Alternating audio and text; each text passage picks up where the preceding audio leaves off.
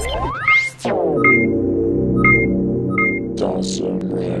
YouTube, Dawson Rider here with a review of Arm Chain Series 01 Kamen Rider Gaim.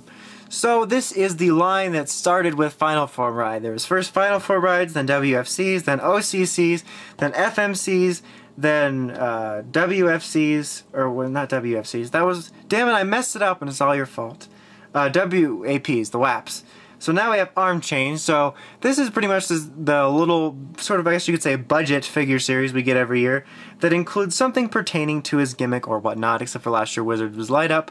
So this year it is the arm change, so you can place any of the arms that the riders use on each other, and it's very, very fun and very cool. So anyway, I've rambled on for 43 seconds, 44 now. Oh my god, it's going faster, guys. So let's go ahead and just take a quick look at the box, just because it's a new year, new box. Very similar to other boxes from this series, although it's slightly different. You know, you got a picture of Gaim here on the side, the half outside a box picture, whereas the rest is inside, because, you know, it's half and half. Then you just got the name and stuff everywhere, 01 for the series. The only thing that's really unique about the box is that it wraps around in this sort of style, as opposed to just being a flat box. And then you got a picture of Gaim there. And on the back it shows how you work with the figure and how it can work with Baron. Spoiler alert. But yeah, just kind of unique new packaging. Actual picture of Gaim right there. So here with you get naked Gaim. Not looking so bad, is he? You get his two sword weapons. And you get the orange arms, which go on top of his head and will fold down. And then his little headpiece. Just to really quick get out of the way, you got his weapons, very barely detailed, but there's really not a whole lot to them, so they do the job just fine, because, you know, this is primarily the navy blue, with the gold through here and the silver, so that's not a terrible substitute. I'm sure the figure art one will look a lot better, but still not a terrible substitute. Same thing for the orange, you know, you got the orange effect here, the blue handle, that's really all you need. And they do combine, so you can flip them around and whatever, and put him in his dual weapon. So that's cool. So taking a look at the figure itself, this is obviously him without any arms on, which you see briefly in the show, I suppose. But it actually looks kind of neat, you know, it looks very stealthy. As you can see, it's just primarily navy blue, this dark sort of shiny blue with a little gold everywhere, and no orange on him at all, which is funny. You do have this kind of gaping hole here for where this is going to go. Articulation-wise, pretty standard for this series. You've got a nice sort of hinge joint here, and you get some solid out movement and 360 movement. You get some swiveling here, you have your single elbow joint, swiveling at his hands, and then you get the hand articulation with the movable hands in sections of 2. A nice little joint here, some pretty solid range of movement.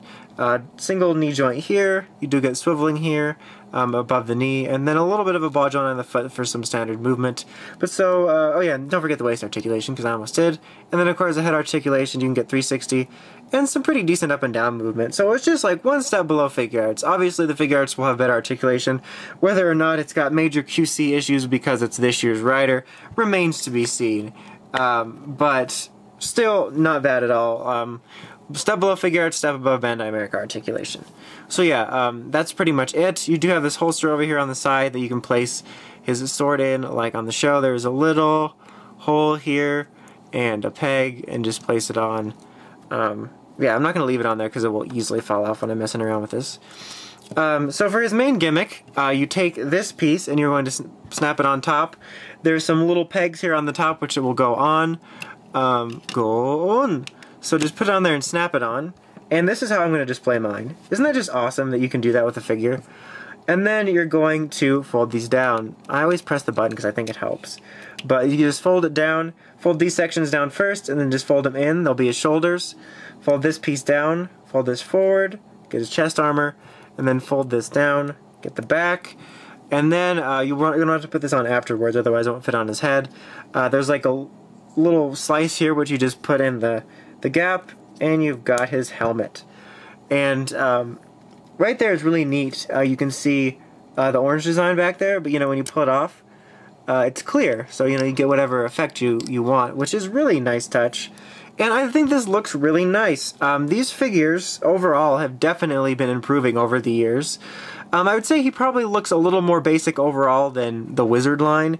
Mainly, I think because of the way his gimmick is, and Wizard kind of had a much more shiny, pretty look, and Wizard didn't really have that fun of a gimmick other than he lit up, which was fine. They were actually really good-looking figures, but this figure's a lot more fun, possibly, like I said, a little more simplistic looking in the color department, which these aren't supposed to be fantastically detailed, but, yeah, Wizard just looked a little shinier, but that could be the nature of the design. But that's just one thing I want to point out.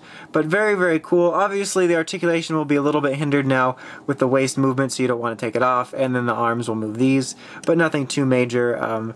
But yeah, very, very neat looking. I really think that this gimmick is a lot of fun. It's just fun on its own to be able to put the orange on there and see it comedically and slide them down. But it's going to be even more fun the more figures we get and the more switches you can do. My Baron review should be right after this one, so I will do the mixed matches there. And they're also releasing in sets. You know, you get Pine arms, and then they have the old Rider arms, which I'm actually going to get just because I think it'll be a lot of fun. But yeah, really, really cool. I really dig this figure. It is a very nice looking figure too. I'm not even sure if I'm going to get the figure art just here just because the current year's figure arts have been really inconsistent lately, and I think this is a really solid substitute, but we'll see. You never know. I might get a couple.